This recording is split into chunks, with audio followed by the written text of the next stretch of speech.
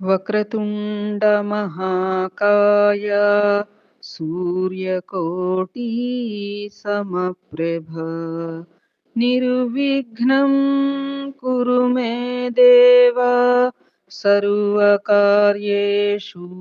సర్వదా గురు బ్రహ్మా గురుర్విష్ణు గురుర్దేవో మహేశ్వరః గురుః సాక్షాత్ పరబ్రహ్మ తస్మై శ్రీ గురవే నమః.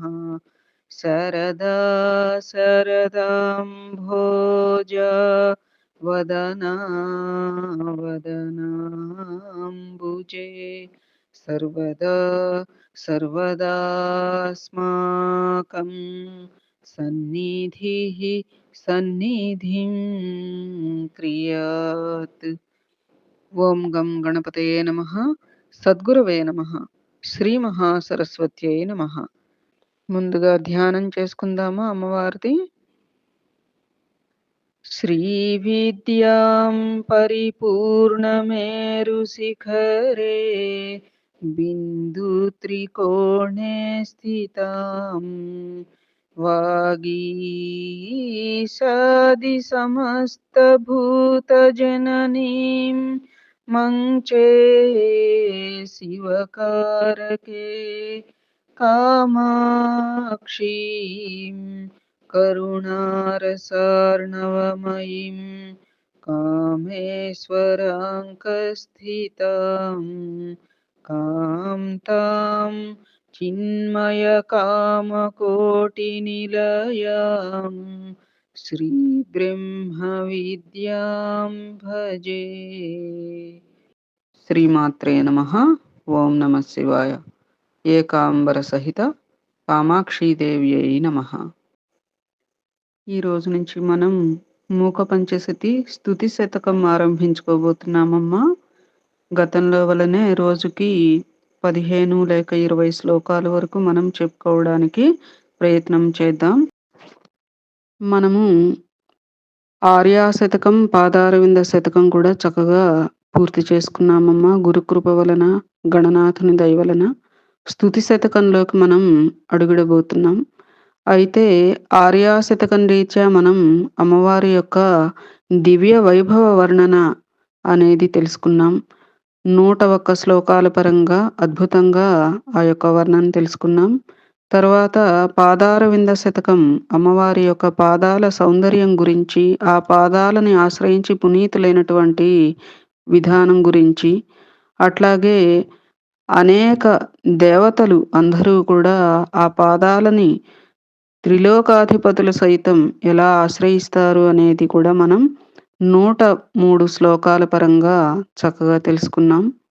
ఇహ స్తుతి శతకం అంటే అమ్మవారిని స్తుతిస్తూ చెప్పినటువంటి శ్లోకాలు 102 శ్లోకాలమ్మా. వీటిని కూడా మనం రోజు కొంచెం కొంచెంగా చెప్పుకోవడానికి ప్రయత్నం చేద్దాం. ఓం గం గణపతయే నమః.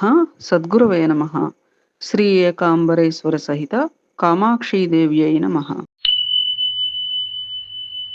పాండిత్యం పరమేశ్వరి స్తుతి విధౌ నైవాశ్రయంతే గిరాం వైరిం చాన్యపి గుంఫనాని విగళద్గరువాణి సర్వాణి తే స్తోతుం త్వాం పరిఫుల్లనీలనళినశ్యామాక్షి కామాక్షి మాం వాచాలీకురుతే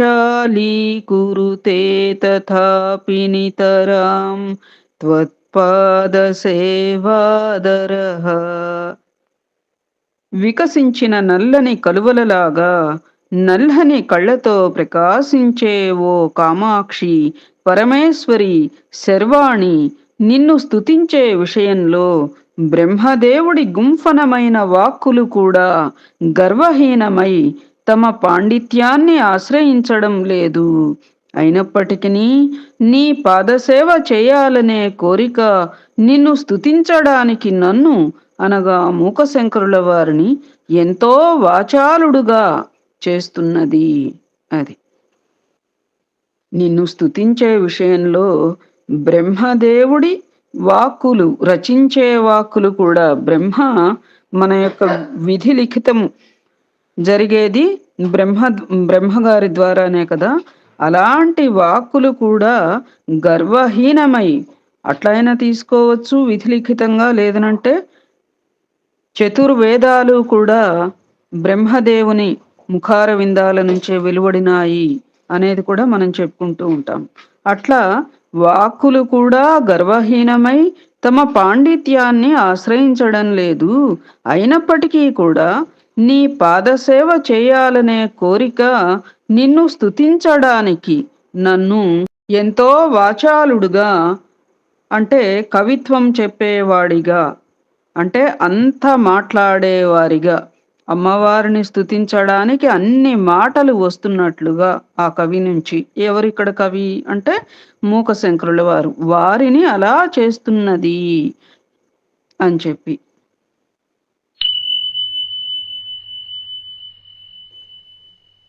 తాపిం చ స్తబకద్విషేతనుభృతాం దారిద్ర్యముద్రాద్విషే సంసారాఖ్యతమోముషే పురరిపోర్వామాంకసీమాజుషే కంపాతీరముపేయుషే కవయతాం జిహ్వాకుటీం జగ్ముషే విశ్వత్రాణపుషే నమోస్తు సతతం తస్మై పరం జ్యోతిషే. తమాల చెట్టు పూల కాంతి లాంటి కాంతి కలిగినది, మానవుల దారిద్ర్యాన్ని పోగొట్టేది, సంసారం అనే అంధకారాన్ని దూరం చేసేది, పరమేశ్వరుని ఎడమ తొడ మీద కూర్చునేది, కంపానదీ తీరంలో నివసించేది, ఈ సకల విశ్వాన్ని రక్షించి పోషించేది, పరం జ్యోతిగా ప్రకాశించేది అయిన కామాక్షీదేవికి నమస్కారం. అది ఏ సంధ్యారుణయంతి శంకరజటాకాంతారచంద్రార్భకం సింధూరంతి చ యే పురందరవధూ సీమాంతరే పుణ్యం యే పరిపక్వయంతి భజతాం కాంచీపురే మామమీ పాయాసుః పరమేశ్వర ప్రణయని పాదోద్భవాః పాంసవః. ఏవి శివుడి జడలనే అడవిలో ఉన్న బాలచంద్రుణ్ణి సంధ్యాకాల సూర్యుడిలా ప్రకాశవంతం చేస్తున్నాయో, ఏవి శచీదేవి పాపట మధ్య సింధూరంగా వెలుగొందుతున్నాయో, ఏవి కాంచీపురంలోని దేవిని సేవించే వారికి పుణ్యాన్ని పండిస్తున్నాయో, ఆ కామాక్షీదేవి చరణాలలో పుట్టిన పరాగాలు నన్ను కాపాడుగాక, మనల్నందరినీ కాపాడుగాక. ఏమిటిట? ఏవి శివుడి జడలనే అడవిలో ఉన్న బాలచంద్రుణ్ణి సంధ్యాకాల సూర్యుడిలా ప్రకాశవంతం చేస్తున్నాయో అనంటే, శివుడు అమ్మవారి పాదాలపైన ప్రణయ కలహం సమయాన శిరస్సు వంచి ఆ పాదాలని తగిలినప్పుడు ఆయన యొక్క జడలు, ఆ జడలలో ఎవరు భాసిస్తున్నారు? బాలచంద్రుడు భాసిస్తున్నాడు. ఆ బాలచంద్రుడు ఎప్పుడైతే అరుణిమ వర్ణంలో ఉండేటువంటి అమ్మవారి పాదకమలాలను, ఎర్రని కాంతిగా ఉంటాయి అనుకున్నాం కదా, ఆ పాదకమలాలని ఆ చంద్రుడు కూడా శివునితో పాటుగా, అంటే మరి శిరస్సు వంచినప్పుడు తలలో ఉన్న చంద్రుడికి కూడా అమ్మవారి పాదం తగులుతోంది. ఆ తగిలినప్పుడు ఆ తెల్లని చందమామ సంధ్యాకాల సూర్యుడిలా ప్రకాశవంతమవుతూ ఉన్నాడుట. అది ఎందుకంటే సంధ్యా సమయంలో ఎలాంటి ఎరుపుదనం అయితే ఉంటుందో అలాంటి ఎరుపుదనం అమ్మవారి పాదాలు మనకి ఆ శోభని అలా వెదజల్లుతూ ఉంటాయి. కాబట్టి ఆ రీత్యా బాలచంద్రుడు సంధ్యాకాల సూర్యుడిలా ప్రకాశవంతం అవుతున్నాడని, తర్వాత శచీదేవి పాపట మధ్య సింధూరంగా వెలుగొందుతున్నాయో, ఏవి ఏ పాదాలైతే శచీదేవి పాపట మధ్య సింధూరంగా, అంటే శచీదేవి అమ్మవారి పాదాలపై ప్రణమిల్లినప్పుడు మనం చెప్పుకున్నాం. ఎలా కనిపిస్తోందిట? ఆవిడ ఆవిడ పాపిటలో ఆవిడ తలలో మందారాలు తురుముకున్నదా ఏమిటి అన్నట్లుగా. అంటే అమ్మవారి యొక్క పాదపద్మాలు ఎరుపుగా ఉంటాయి కాబట్టి ఎప్పుడైతే తల వంచి అమ్మవారి పాదాలని తగిలిందో శచీదేవి, వెంటనే ఆవిడ తలలోనే మందారాలున్నాయా ఏమిటి అన్నట్లుగా. ఏ లేదా ఇక్కడ ఏం చెప్తున్నారు? సింధూరంగా వెలుగొందుతున్నాయో అన్నట్లుగా. పాపెట్లో సింధూరం కుంకం పెట్టుకుంటాం, అట్లా కుంకంలాగా అలరారుతున్నాయట. అట ఏవి కాంచీపురంలోని దేవిని సేవించే వారికి పుణ్యాన్ని పండిస్తున్నాయో, ఏ పాదాలు అయితే కాంచీపురంలో కామాక్షమ్మని సేవించే వారికి పుణ్యాన్ని పండిస్తున్నాయో, ఆ కామాక్షీదేవి చరణాలలో పుట్టిన పరాగాలు, అంటే పుప్పొడి, నన్ను కాపాడుగాక. మనము ఇట్లా పువ్వుల మీద ఇట్లా శిరస్సు పెట్టామనుకో ఏమవుతుంది? ఆ పూలలోని పుప్పొడి మన తలకి అంటుకుంటూ ఉంటుంది.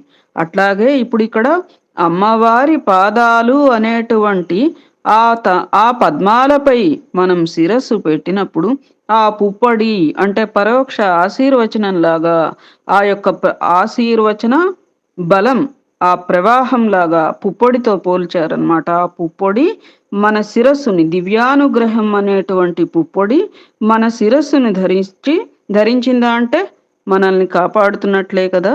అట్లా అది నన్ను కాపాడుగాక అని. ఏది? పుప్పొడి.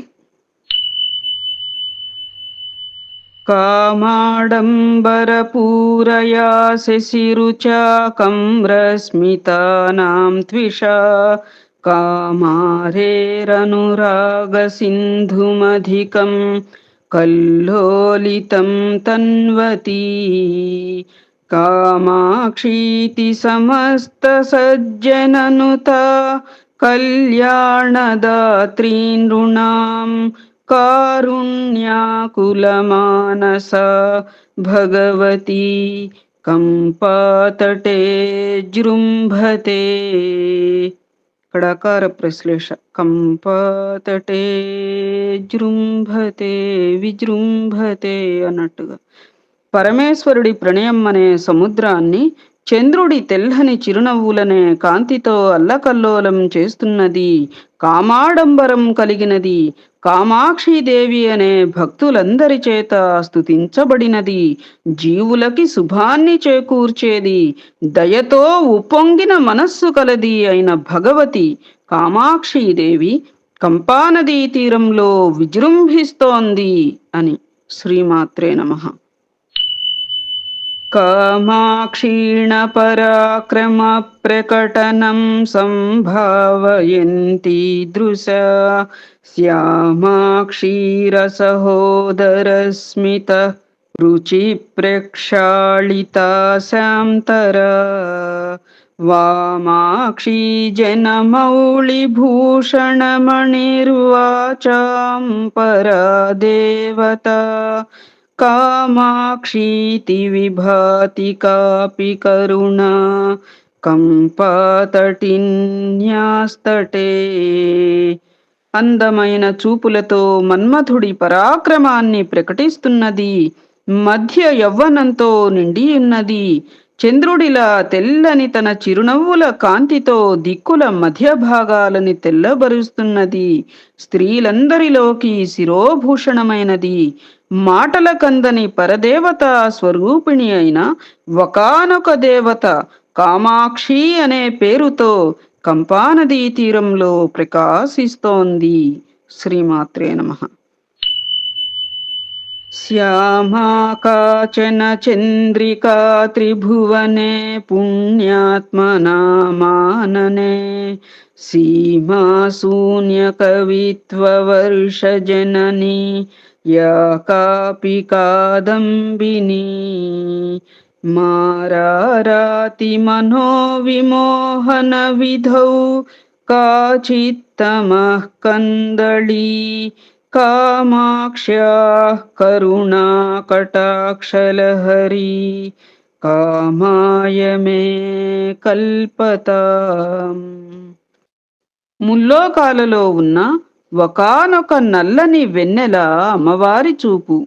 అది పుణ్యాత్ములైన వారి ముఖంలో హద్దులేని కవితా వర్షాన్ని కురిపించే మేఘమాల. శివుని మనస్సుని మోహింపచేసే చీకటి మొలక. అలాంటి కామాక్షీదేవి చూపులనే దయా ప్రవాహం నా కోరికలన్నింటినీ తీర్చుగాక. శ్రీమాత్రే నమః.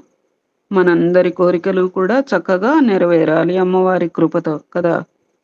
అది ఇక్కడ నల్లని వెన్నెల అమ్మవారి చూపు అన్నారు చూడు. అంటే ఏమిటి? నల్లని కలువలలాగా నల్లని కళ్ళతో ప్రకాశించేటువంటి వారు కదా. అందుకని అలా రాశారు వర్ణన. ఉమ్.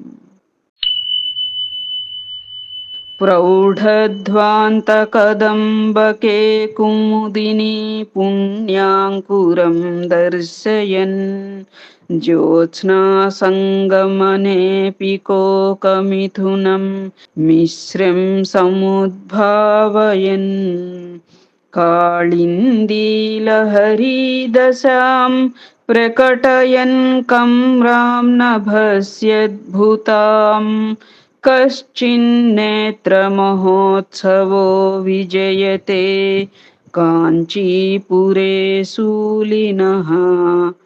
గాఢమైన చీకటి గుంపులలో కలువతీగ పుణ్యమైన మొలకలని చూపుతూ, వెన్నెలతో చక్రవాకాల జంటని కలుపుతూ, ఆకాశంతో వింతగా మనోహరంగా ఉన్న యమునా నది ప్రవాహాన్ని తెలుపుతూ, ఆ కాంచీనగరంలో ఒకానొక శివుని నేత్రోత్సవం అయినటువంటి కామాక్షి అమ్మవారు వర్ధిల్లుతోంది. శివుని నేత్రోత్సవం. ఆ పరమశివుడు మహదానందంగా ఆనందభరితుడై చూసేటువంటిది ఎవరు? అక్కడ కామాక్షి అమ్మ. అది అందుకని ఒకానొక శివుని నేత్రోత్సవం అక్కడ వర్ధిల్లుతోంది. ఎక్కడ? కాంచీనగరంలో వర్ధిల్లుతోంది. అది ఎవరు? శివుడి నేత్రోత్సవం అంటే కామాక్షి అమ్మ అని భావనయమ్మ. తంద్రాహీనతమాల నీల సుషమైస్తారుణ్యలీలా గృహైః తారానాథ కిశోరలాంఛితకచైస్తామ్రారవిందేక్షణైః మాతః సత్క్రియతాం మనో మనసిజ ప్రాగల్భ్యనాడింధమైః కంపాతీరచరైర్ఘనస్తనభరైః పుణ్యాంకురైః శాంకరైః. సోమరితనం లేని చీకటి చెట్టులాగా నీలికాంతి కలిగినది, యౌవన విలాసాలకి నిలయంగా ఉన్నది, బాలచంద్రుడిని కేశాలలో అలంకారంగా ధరించినది, ఎర్రని కమలాల వంటి నేత్రాలు కలిగినది, మన్మథుడు విజృంభించడానికి కారణమైనది. అంటే అంత సౌందర్య రాశి అన్నమాట. భారమైన గొప్ప స్తనాలు కలిగినది, శంకరుని పుణ్యాల మొలకగా ఉన్నది, కంపానదీ తీరంలో సంచారం చేస్తున్నటువంటిది అయిన కామాక్షీదేవి చేత నా మనస్సు తస్కరించబడునుగాక. అది నా మనస్సు తస్కరించటం అంటే దొంగిలించబడునుగాక. అది ఎవరితో? కామాక్షీదేవి చేత నా మనస్సు తస్కరింపబడునుగాక. అంటే ఇహ మన మనస్సు పూర్తిగా అమ్మవారి మీదే ఏకాగ్రమవ్వాలి. పూర్తిగా ఇహ ఆవిడే మన మనస్సు, మన మనస్సే ఆవిడ అన్నట్లుగా అంత మమేకమైపోవాలి. నా మనస్సు అసలు ఆవిడతో దొంగిలించబడిపోవాలి అని భావన. శ్రీమాత్రే నమః. నిత్యం నిశ్చలతాముపేత్య మరుతాం రక్షా విధిం పుష్ణతి తేజస్సంచయ పాటవేన కిరణానుష్ణద్యుతేర్ముష్ణతి కాంచీ మధ్యగతా దీప్తి జననీ విశ్వాంతరే జృంభతే కాచిచ్చిత్రమహో స్మృతాపి తమసాం నిర్వాపికా దీపికా. ఎప్పుడూ నిశ్చలంగా ఉంటూ దేవతలని రక్షించేది, వెలుగుల్ని సమకూర్చుకునే సామర్థ్యం కలిగి సూర్యకిరణాలని అపహరిస్తున్నది, కాంచీనగరం మధ్యలో ఉన్నప్పటికిని లోకాలన్నిటికీ వెలుగునిచ్చే తల్లిగా ఉన్నది, ఈ విశ్వంలోని చీకట్లను చల్లార్చే దీపంలా ఉన్నది అయిన కామాక్షీదేవి ఆహా ఎంతో చిత్రంగా విజృంభిస్తోంది. శ్రీమాత్రే నమః. ఎప్పుడూ నిశ్చలంగా ఉంటూ దేవతలని రక్షించేది, వెలుగుల్ని సమకూర్చుకునే సామర్థ్యం కలిగి సూర్యకిరణాలని అపహరిస్తున్నది. ఆ కాంచీనగరం మధ్యలో ఉన్నప్పటికిని అక్కడెక్కడో కంచిలోనే ఉంది అని కాదు, యావత్ జగత్తంతా కూడా వెలుగునిచ్చే తల్లిగా ఉన్నది, విశ్వంలోని చీకట్లను చల్లార్చే దీపంలా ఉన్నది. ఆ దీపం కూడా ఎలాంటి దీపం అని చెప్పుకున్నాం నిన్న పాదారవింద శతకంలో. మొన్న మనం 75 టు 76 టు 90 శ్లోకాల మధ్యలో ఆ యొక్క మన మనస్సు అనే దీనిలో భవనంలో ఆ అమ్మవారి పాదం అనే దీపం ప్రకాశిస్తూ ఉన్నట్లు, ఆ దీపంలోకి ఏ విధంగా అయితే దీపాన్ని చూచి మిడతలు వాటంతటవి ఆ కాంతికి వచ్చి దానిలో పడి భస్మీపటలం అవుతున్నాయో, ఆ విధంగా మా పాపాలు కూడా ఆ మిడతల దండు వలె ఆ యొక్క అమ్మవారి పాదం అనే దీపంలో భస్మీపటలం అవ్వాలి అని చెప్పి అవుతున్నాయి, అవుతాయి అని చెప్పుకున్నాం మనం. అట్లా ఈ విశ్వంలోని చీకట్లను చల్లార్చే దీపంలా, అంటే పాపాలన్నీ పరిహరించి వెలుగు నింపే దీపంలా, దుష్కర్మలని నశింపచేసి దీపకాంతి మనకి ప్రజ్వరిల్ల చేస్తున్నట్లుగా అట్లా అలాంటి కామాక్షీదేవి ఆహా ఎంతో చిత్రంగా విజృంభిస్తోంది అని. శ్రీమాత్రే నమః. కాంతైః కేశరుచాం చయైర్భ్రమరితం మందస్మితైః పుష్పితం కాంత్యా పల్లవితం పదాంబురుహయోర్నేత్రత్విషా పత్రితం కంపాతీరవనాంతరం విదధతి కళ్యాణజన్మస్థలీ కాంచీ మధ్య మహామణిర్విజయతే కాచిత్ కృపా కందళీ. కంపానదీ తీరంలో ఉన్న అందమైన వనంలో తుమ్మెదలు ముసిరినట్లున్న మనోహరమైన కేశపాశాల కాంతుల సమూహంతో ఉన్నది, చిరునవ్వులనే పూలని పూయిస్తున్నది, పాదాలని కమలాల కాంతితో చిగురింపచేస్తున్నది, నేత్రాల కాంతితో ఆకుల్ని కలిగిస్తున్నది, కాంచీనగరం మధ్యలో మణిగా ఉన్నది అయిన ఒకానొక దయా అనే మొలక, అంటే దయా అనేటువంటి మొలకట చూడు, సకల శుభమంగళాలకు నిలయంగా వర్ధిల్లుతోంది, కామాక్షీదేవి వర్ధిల్లుతోంది అని చెప్పి. శ్రీమాత్రే నమః. రాకాచంద్రసమాన కాంతివదనానాకాధిరాజస్తుత మూకానామపి కురువతి సురధునీకాశవాగ్వైభవం శ్రీకాంచీనగరీ విహారరసికా శోకాపహంత్రీ సతాం ఏకా పుణ్యపరంపరా పశుపతేః ఆకారిణీ రాజతే. పున్నమి నాటి చంద్రుడి కాంతితో సమానమైన ముఖకాంతి కలిగినది, ఇంద్రుని చేత స్తుతించబడినది, మూగవాడికి కూడా ఆకాశగంగతో సమానమైన వాగ్వైభవాన్ని ప్రసాదించేది, కాంచీనగరంలో విహరించేటందుకు ఎంతో ఆసక్తి కలిగినది, సజ్జనుల దుఃఖాన్ని పోగొట్టేది, శివుని ఆకారాన్ని ధరించినది. ఆకారిణి అంటే పిలుచుట అనే అర్థం కూడా ఉంది. దాని ప్రకారం శివుడిని పిలిచినది అని కూడా చెప్పుకోవచ్చు.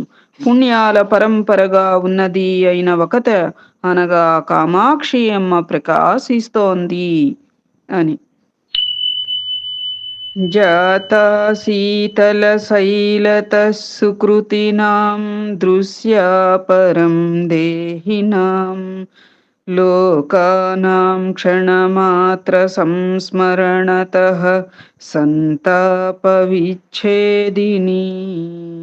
आश्चर्यं बहुखेलनं वितनुते नैश्चल्यमा बिभ्रति కంపాయాః తటసీం నికాపితటినీ కారుణ్యపాథోమయీ. ఒక్క క్షణం సేపు స్మరిస్తే చాలు లోకుల తాపాలని పోగొట్టేది హిమవత్ పర్వతం నుంచి పుట్టినది, కాని పుణ్యాత్ములకి మాత్రమే కనిపించేది, నిశ్చలంగా ఉంటూనే ఆటలు ఆడేది అయిన ఒకానొక నది అనగా దయాజలాన్ని కలిగి కంపానదీ తీరంలో ఉండి ఆశ్చర్యాన్ని కలిగిస్తోంది. అది కామాక్షి అమ్మవారు దయాజలాన్ని కలిగి కంపానదీ తీరంలో ఉండి ఆశ్చర్యాన్ని కలిగిస్తోంది. ఏమిటిట? ఒక్క క్షణం సేపు స్మరిస్తే చాలు లోకుల తాపాలని పోగొట్టేది. అది స్మరణ మాత్ర సంతుష్ట హృదయాయ నమో నమః అని మనకి అష్టోత్తరంలో వచ్చినట్లుగా ఒక్క క్షణమే స్మరిస్తే చాలుట. అది ఎన్నో ఏళ్లుగా స్మరిస్తున్నాం ఏమి లేదే అనంటే అక్కడ మన కర్మలు ఏమన్నా అడ్డొస్తూ ఉండాలి కదా. హిమవత్ పర్వతం నుంచి పుట్టినది అంటే హిమవంతుని కుమార్తె అన్నట్లుగా. కానీ పుణ్యాత్ములకి మాత్రమే కనిపించేది, నిశ్చలంగా ఉంటూనే ఆటలు ఆడేది. అది ఈ జగత్తే ఆవిడకి ఒక రంగస్థలం లాగా మనందరినీ పావులుగా పెట్టి కదుపుతూ ఆటలు ఆడుతూ వినోదిస్తుంది కదా అమ్మవారు. అట్లా ఐక్యం యేన విరచ్యతే హరతనౌదం భావపుంభావకే రేఖాయత్కచసీం నిశేఖరదశాం నైషా కరీగాహతే ఔన్నత్యం ముహురేతి येन సమహాన్ మేనా సఖः సానుమాన్ కంపాతీరవిహారిణా సశరణాః తేనైవ ధామ్నా వయం. ఏ దేవిలో దంభావ పుంభావము గల శివుడి శరీరంలో ఐక్యం చేయబడుతుందో, ఏ దేవి తలమీది కేశాల ప్రదేశంలో చంద్రరేఖ శిరోభూషణంగా అలరారుతోందో, ఏ దేవి పుట్టుకతో మేనకాదేవి భర్త అయిన హిమవంతుడు మాటి మాటికి ఔన్నత్యాన్ని పొందుతున్నాడో, కంపానదీ తీరంలో విహరించే ఆ ధామమే, ఆ కామాక్షీదేవియే మాకు దిక్కు. శ్రీమాత్రే నమః. అక్ష్ణోశ్చ స్తనయో శ్రియో శ్రవణయోర్బాహూశ్చ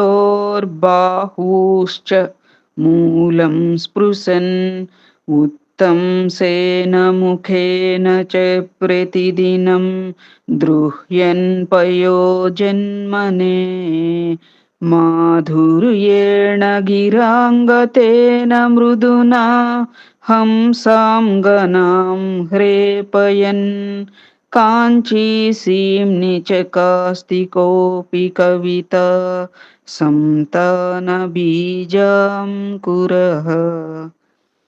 కళ్ళ కాంతితో చేతుల మూలాలు, స్తనాల కాంతితో బాహువుల మూలాలు త్రాకుతూ, శిరస్సు మీది ఉన్న అలంకారంతో, ముఖంతో కమలాలకి ద్రోహం చేస్తూ, వాక్కులని తీయదనంతో, మంద గమనాలతో ఆడహంసలని అసూయపడేలా చేస్తూ ఆ కాంచీనగరంలో ఒకానొక కవితా సంతాన బీజాంకురం అనగా కామాక్షీదేవి ప్రకాశిస్తున్నది. అది ఆవిడ యొక్క కళ్ళ కాంతులు ఎక్కడి దాకా వస్తున్నాయట? చేతుల మూలాల వరకు ప్రసరింపబడుతున్నాయట. ఏ తరువాత స్తనాల కాంతితో బాహువుల మూలాలు త్రాకుతూ అంటే నిండుగా, నిండు యవ్వన సంపన్నతతో ప్రకాశిస్తోంది అమ్మవారు అన్నట్లుగా. అమ్మవారి యొక్క సౌందర్యం మనం ఏ రీతిగా ఆస్వాదించాలి అంటే, మన కన్న తల్లి సౌందర్యం మనకి చూడండి ఒక దశలో బాల్య దశలో గానీ, ఇంకా బాగా పసిప్రాయంలో తీసుకోండి పోనీ చిన్నప్పుడు, లేదు ఇప్పటికీ కూడా ఉండుండొచ్చు కొంతమంది. భక్తి, విధేయత కలిగిన వాళ్ళు. ఏమిటంటే అసలు అమ్మ నడిస్తేనే ఒక ఇది మనకి. అమ్మ మాట్లాడితే ఒక అద్భుతం. అమ్మ మనల్ని మెచ్చుకుంటే ఇహ మహా అద్భుతం. అసలు అమ్మ లేని ప్రపంచమే మనకి శూన్యం అన్నట్లుగా చాలా దశలలో మనిషికి నిజ మాతృభక్తి కలిగిన వాళ్ళకి అనిపిస్తూ ఉంటుంది కదా! అట్లాగే అమ్మని ఎవరన్నా మెచ్చుకుంటే మనకొక ఆనందం. అమ్మ అందంగా ఉంది అని చెప్పి మనకి 2 కళ్ళు చాలవన్నట్లుగా అలా చూస్తూ ఉంటాం పసిప్రాయంలో కూడా. అమ్మ కొత్త చీర కట్టుకున్నా, అమ్మ చక్కగా అలంకరించుకున్నా, పూలు పెట్టుకున్నా, కాళ్ళకి పసుపు రాచుకున్నా, మనకేమిటో ఒక రకమైనటువంటి దివ్యమైన అనుభూతి మనస్సుకి కదా! స్తనాల కాంతితో బాహువుల మూలాలు తాకుతూ, శిరస్సు మీద ఉన్న అలంకారంతో, ముఖంతో కమలాలకి ద్రోహం చేస్తూ అంటే ఆవిడ ముఖం వికసించిన కమలం వలె ఉందన్నమాట.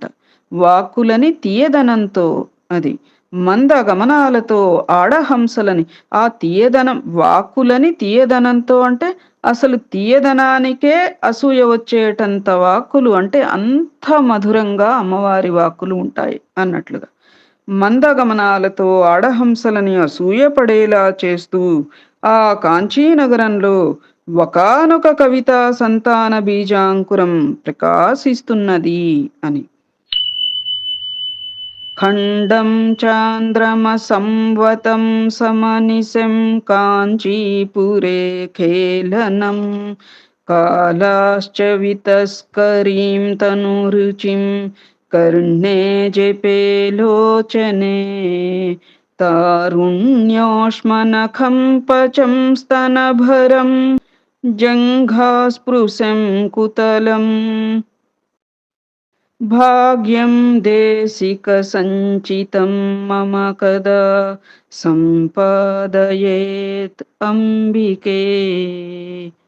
ఎప్పుడు చంద్రరేఖని శిరస్సున అలంకారంగా ధరించేది, నల్లని ఇనుము కాంతిని దొంగిలించినట్టున్న శరీరంతో ప్రకాశించేది, చెవులతో ముచ్చటలాడేలా ఉన్న విశాలమైన నేత్రాలు కలిగినది, యవ్వనం వేడితో గోరువెచ్చగా ఉన్న స్తనాల బరువు కలిగినది, పిక్కలని తాకేంత పొడవుగా ఉన్న కేశపాశాలతో అలరారుతున్నది అయిన కామాక్షీదేవి గురువు చేత తెలుసుకోదగినది.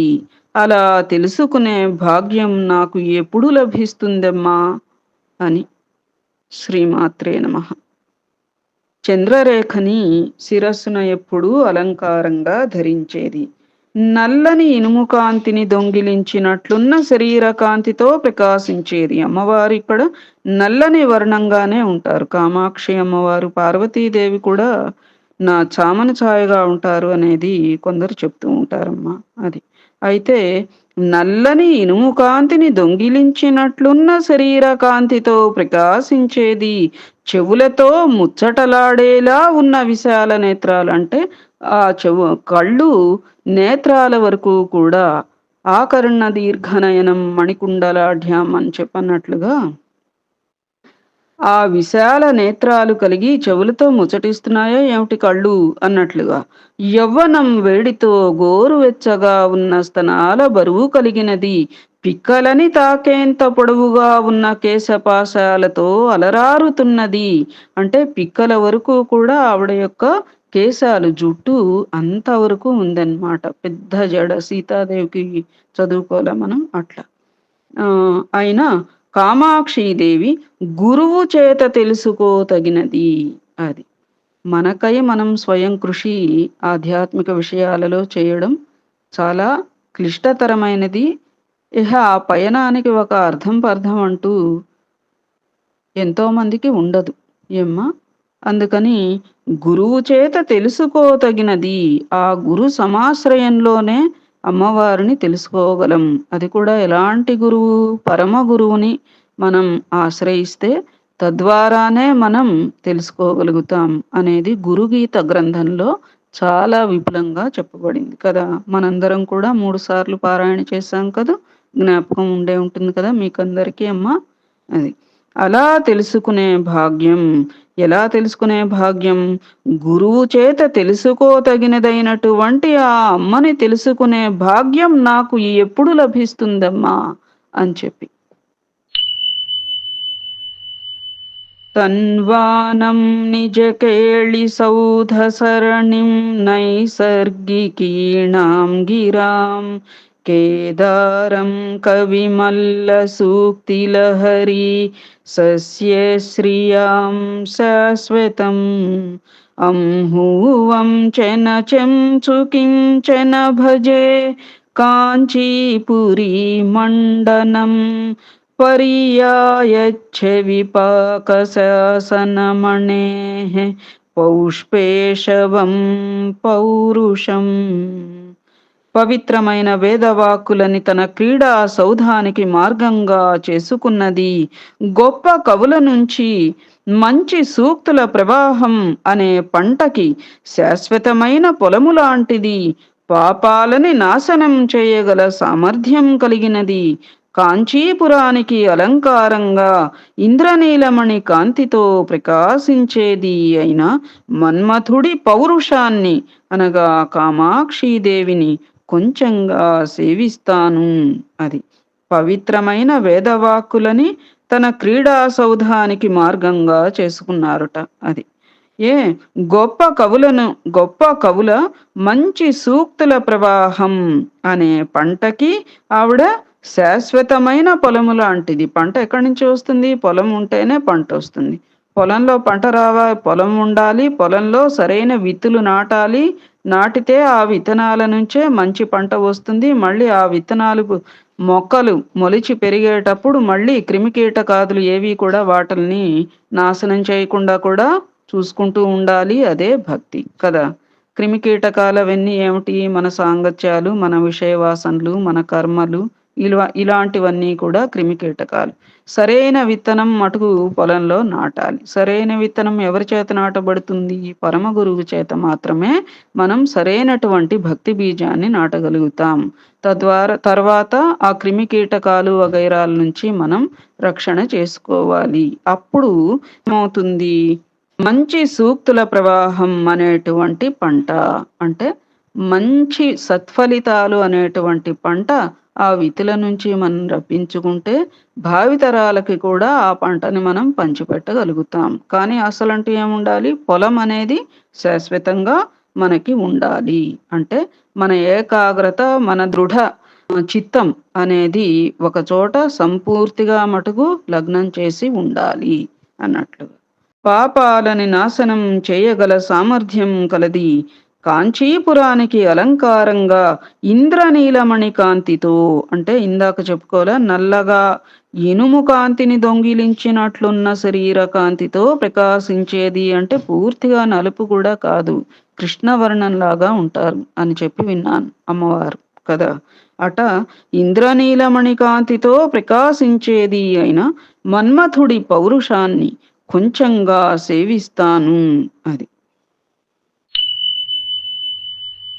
అలోకే ముఖ పంకజే చదధతి సౌధాకరీం చాతురీం చూడాలం క్రియమాణ పంకజవని వైరాకర ప్రక్రియ ముగ్ధస్మేరముఖీ ఘనస్తనతటీ మూర్ఛాల మధ్యాంచిత కాంచీ సీమని కామిని విజయతే కాచిజ్జగన్మోహిని.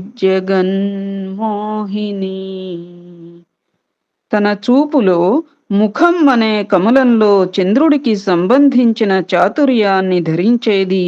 అంటే అమృతం లాంటి చల్లని చూపులని ప్రసరించేది.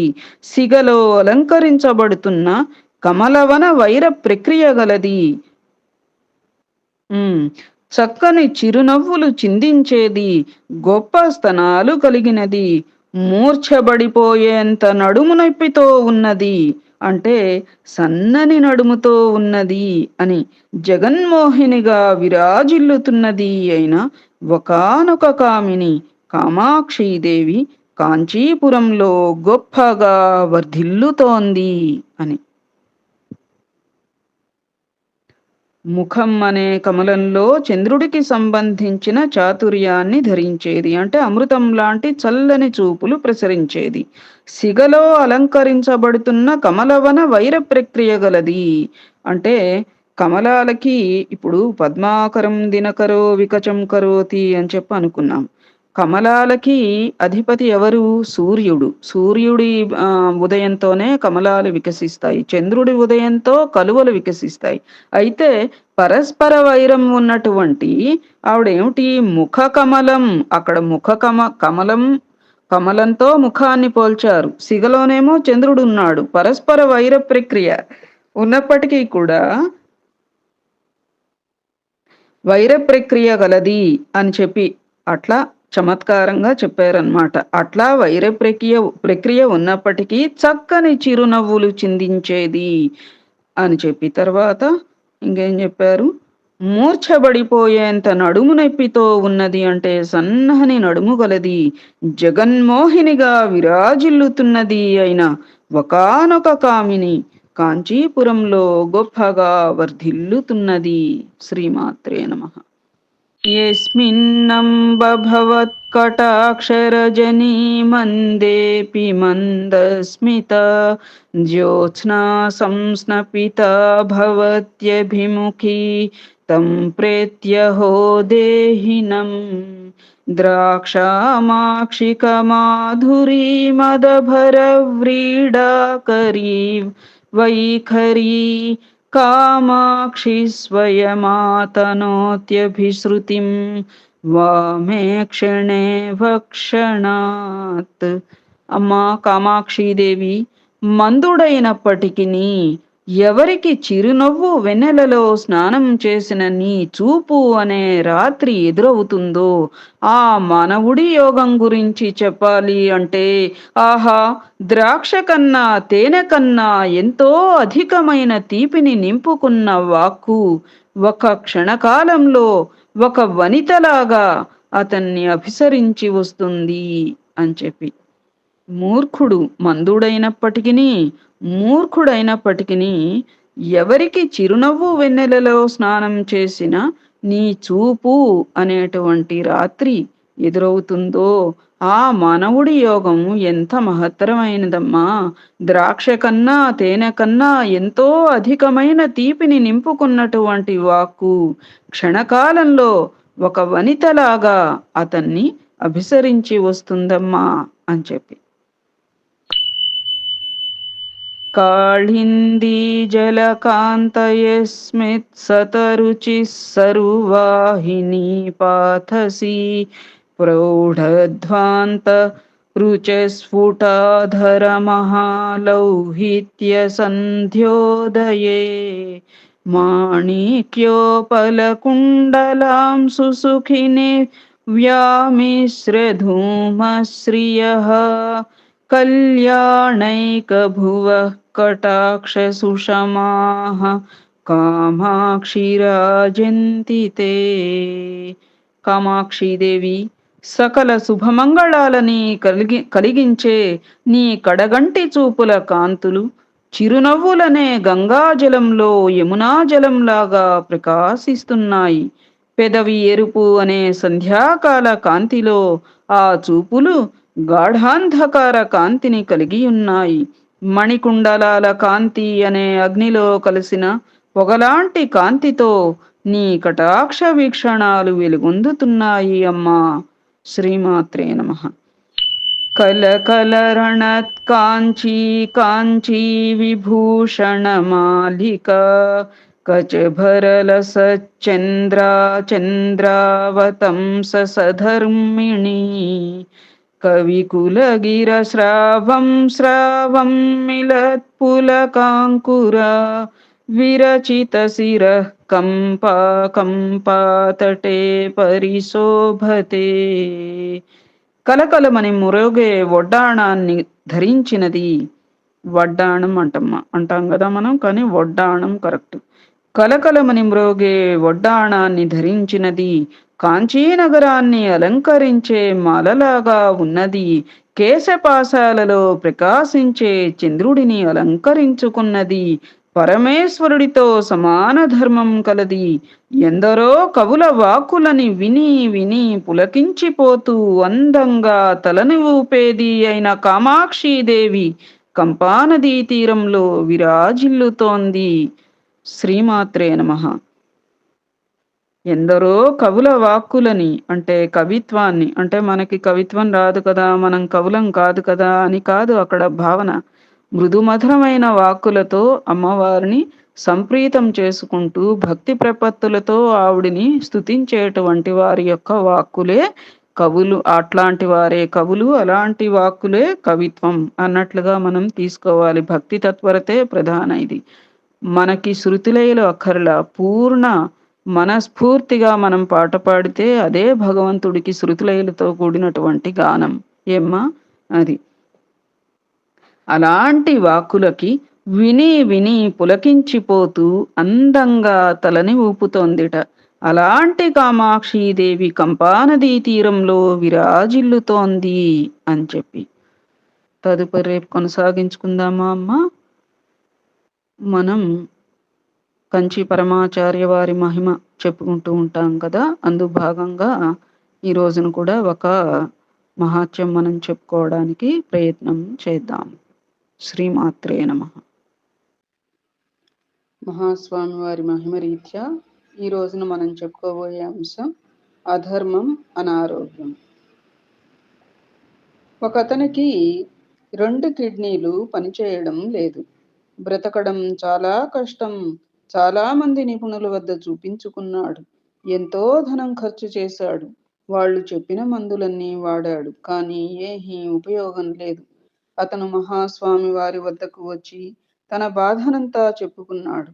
మామూలుగా అటువంటి బాధలతో వచ్చే వారిపై స్వామివారు చాలా కరుణా దయ చూపిస్తారు. వారితో ఎంతో అనునయంగా మాట్లాడతారు.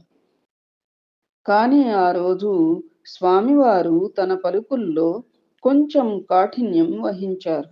మనుషులు లెక్కలేనన్ని తప్పులు, అధార్మికమైన పనులు చేసి వాటికి ప్రతిఫలం అనుభవించవలసి వచ్చినప్పుడు ఇక్కడకు వస్తారు. వారు చేసిన తప్పులను మాత్రం తెలుసుకోరు. అందుకు నేనేమి చేయగలను అని అన్నారు. హఠాత్తుగా ఎందుకు మహాస్వామి వారు ఇలా అంటున్నారో ఎవ్వరికీ అర్థం కావడం లేదు. కొద్దిసేపటి తరువాత పరమాచార్య స్వామి వారు మాట్లాడుతూ, ఇతని పూర్వీకులు ధర్మాచరణ కోసం, మంచి పనులు చేయడం కోసం ఒక సంస్థను ఏర్పాటు చేశారు. అందుకోసం మంచి ఆదాయం వచ్చే భూమిని వదిలి వెళ్ళారు. మంచినీటి బావులు త్రవ్వించడం కోసం, ధార్మికమైన పనుల కోసం ఈ పని చేశారు. కానీ ఇతను ఆ భూమిని అమ్మి వచ్చిన ధనాన్నంతా దాచుకున్నాడు అని అన్నారు.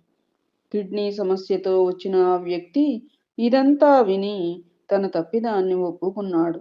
ఇప్పటి నుండి నేను కూడా మంచినీటి బావులు తవ్వించి ధార్మికమైన పనులు చేస్తాను. నన్ను మన్నించి అనుగ్రహించండి పెరియవా అని వేడుకున్నాడు. మహాస్వామి వారు వెంటనే కరుణాసముద్రులై, వసంబు అంటే వస తెలుసా నీకు? మూలికలు అమ్మే దుకాణాల్లో దొరుకుతుంది. దాన్ని బాగా నూరి రోజు కడుపు కింది భాగంలో పూయి అని సెలవిచ్చారు. 10-12 రోజుల తరువాత అతను మరలా వచ్చాడు. మహాస్వామి వారు అడగక ముందే అతను స్వామివారితో, ఇప్పుడు ఏ బాధ లేదు పెరియవా అని చెప్పాడు. ధన్వంతరి స్వరూపమైన ఆ సర్వేశ్వరుడే మందిచ్చిన తరువాత ఇంకా జబ్బు ఉంటుందా? అపార కరుణా సింధుం జ్ఞానదం శాంతరూపిణం శ్రీ చంద్రశేఖర గురుం ప్రణమామి ముదావహం. సద్గురవే నమః. ఏతత్ఫలం సర్వం సద్గురుచరణారవిందార్పణమస్తు. శ్రీ ఏకాంబరేశ్వర సహిత కామాక్షీదేవ్యై నమః. సర్వే జనాః సుఖినో భవంతు. సమస్త సన్మంగళాని సంతు.